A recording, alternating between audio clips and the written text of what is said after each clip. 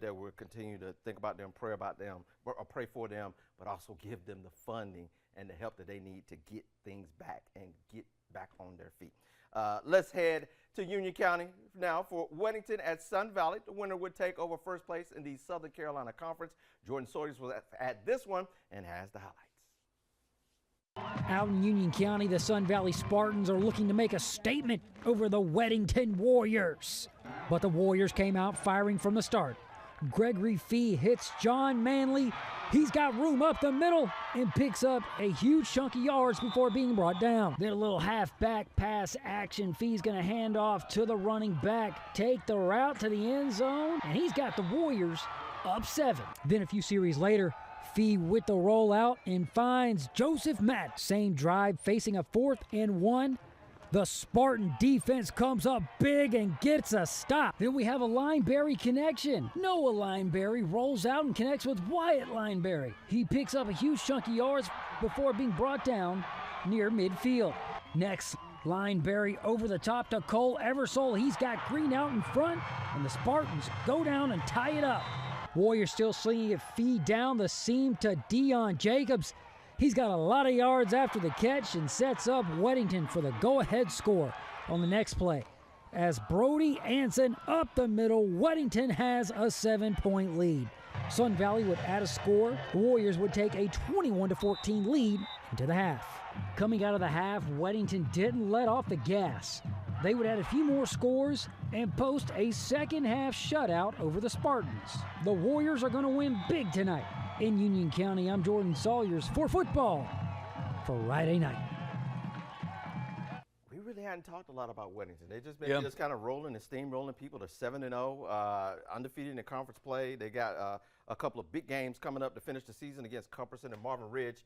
Cumberson got a big win tonight over Porter Ridge. So those two games, you kind of expect them to win, but you never know. It could turn into a rock fight, and then they just need to keep it kind of close. Sun Valley just kept it kind of close, and then second half, the defense shows up for Weddington, and it's over. Yeah, it's been a weird kind of season for Weddington, I feel like, because we were there for the first game against Providence Day at Bank of America Stadium, but then after that, they did a couple away games we couldn't get to. They had a couple of, they had the game against Westside that was canceled because of the hurricane and the weather stuff going on there. They've had kind of a disjointed season with a couple of off weeks as a result of that, and so, yeah, they have kind of like from week to week since kind of slipped our radar a little bit, and honestly, you're right, we're kind of at a point where we just sort of assume this, and we're kind of ready to just write in a perfect undefeated season and see what kind of a seeding they get, probably a 1 seed going into the playoffs. But yeah, I mean, Weddington,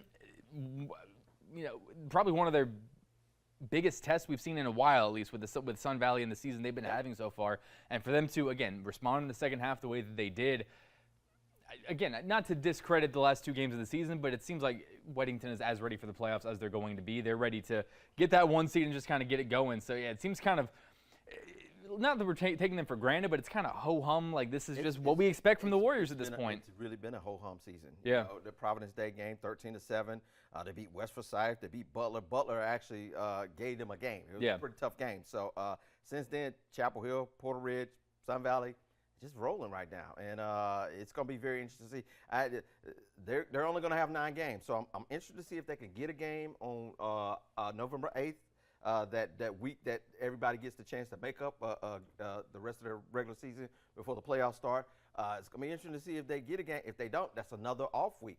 Does that mess with them heading into the playoffs? So that's the, I know Coach Capone is like, what are we going to do here? Well, I think the question might also become, would that 9 games versus 10 games affect their RPI? Would that in any way jeopardize them getting a 1 seed? I don't see that being the case, especially because it was a non-conference game that they would be missing against a South Carolina team. That's a powerful team, though. It would have looked really good if they were able to host that team and beat them or at least put up a close game. So again, decisions to be made. I'm sure there might be some other teams across the state that would also be looking for a game that November 8th week. So yeah, we'll see what happens there. So I feel like if it could affect their seeding, they'll definitely try to get a game. If they're going to probably get a 1 seed regardless, it definitely wouldn't be the worst thing in the world to just, accept the bye week and kind of get healthy and kind of be well rested going into the playoffs. But again, with Weddington, it doesn't really matter. Like they're going to get a high seed. They're going to make a deep run in the playoffs. It's not anything that I feel like that week game or not is going to have any kind of influence. Let's finish up the show. We'll come back to Weddington at the end because I want to talk to you about a team that you shot tonight versus